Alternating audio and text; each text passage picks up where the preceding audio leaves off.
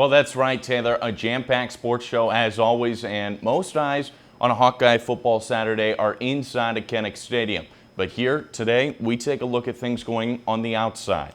We also look at the Hawkeye football team as they try to bounce back, and Iowa volleyball is looking to get a good start this weekend.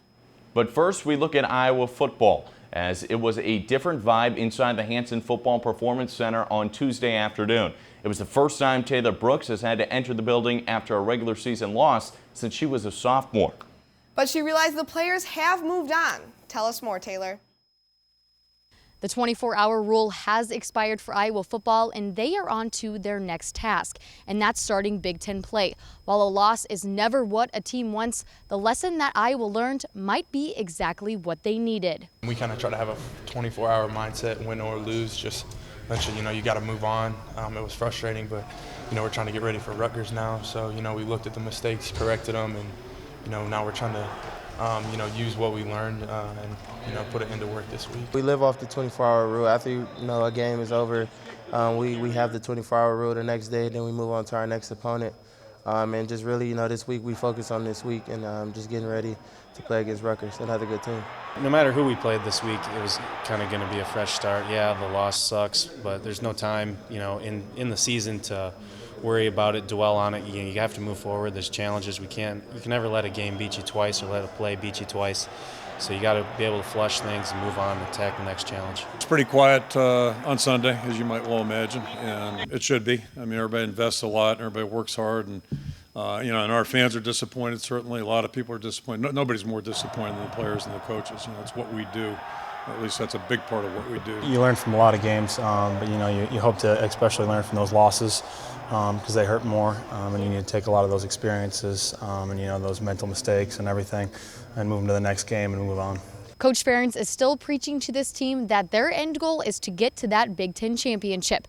Reporting with the Hawkeyes outside of the practice facility, this has been Taylor Brooks for Daily Iowan TV Sports.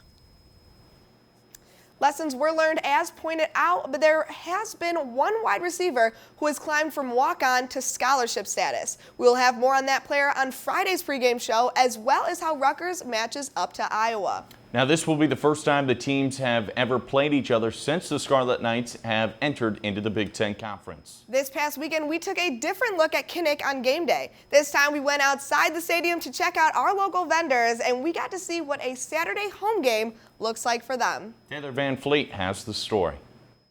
Every Iowa game here at Kinnick, multiple vendors come out here to sell their products on Melrose Avenue.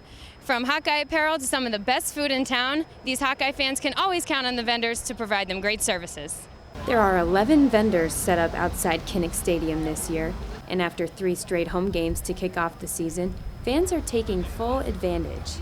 There are some new additions to the Melrose scene that fans are already getting to know well, but many of them are wondering where their longtime favorite, the turkey leg guy, has been. We sell the big-ass turkey legs. And Chuck Ford was the gentleman that started the business probably 17 years ago, but he retired this year. A lot of people ask where Chuck is at also. Yeah. They really liked him, but it was time. He needed to slow up a little bit. Chuck may not be on his stool promoting the turkey leg anymore, but that isn't stopping Hawkeye fans from keeping the tradition alive. It's automatic. Hawks haven't lost a home game here in 2 years. 2 years I've been getting this turkey leg. Got the winning key right here.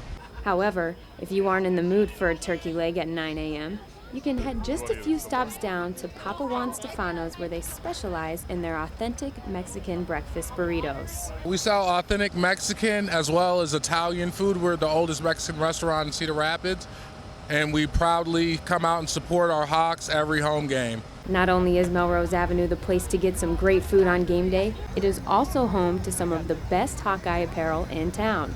Oh, we've been coming out on game days for probably 25 years. We have everything from game-worn football jerseys to basketball teams, warm-ups, so anything Hawkeye, you can find it here. Melrose Avenue on Saturdays isn't only for fans who are going to the game. It's the perfect place to go have fun, shop at local businesses, and support the Hawkeye community. Outside of Kinnick Stadium, this has been Taylor Van Fleet, Daily Iowan TV Sports. Well, unfortunately, Saturday was the end of Nathan's streak for the turkey leg, being correlated with a Hawkeye win for the Hawks, but hopefully he can get a new win streak started at Iowa's home game next week. Let's hope so, Zach. The volleyball team had a successful weekend, and now they're looking to continue their 4-game win streak as they start Big Ten play. GOMARYKATEHERION has more on the team's preparation. The Hawkeyes are now 10-2 after this past weekend, winning the Iowa Invitational, beating Lamar on Friday and South Dakota State on Saturday.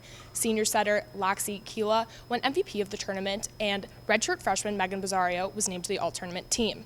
Now they're just focused on getting ready for this upcoming weekend and preparing for Big Ten play as they play Michigan State on Friday and Michigan on Saturday. The weekend was really sharp for us. We talked about the ability to execute and finish off teams 3-0, and that was important, and obviously defending Carver well. And being 10-2 right now, best start since 2006. So they're all good signs for us as we go into Big Ten play, but you got to win, and you got to work to win every point in conference play, and so that mental toughness as we get into the actual match environment and situations, especially on the road, is going to be really crucial for our group. In the Big Ten, there's a lot of top 25 teams, so that's very exciting to be able to play against them. But yeah, I think we're just doing the same thing, just focusing on our side and also scouting them really well. We did so well this past weekend, and we have such a great record going into Big Ten play. I know that our team is really confident for what lies ahead, especially this weekend against Michigan and Michigan State. Big Ten is a little different because we're not just playing teams once. We've seen them before, and we get a lot more material to scout. And so I think we're really prepared going into this weekend, and I think we're going to do great. Reporting from Carver Hawkeye Arena, this has been GOMARYKATEHERION, Daily Iowan TV Sports. We'll have updates from how the team did in our Monday show. And tomorrow we have one-on-one interview with Coach Salucci, as well as taking a closer look at fantasy sports. Stay there, back over there to you at the desk.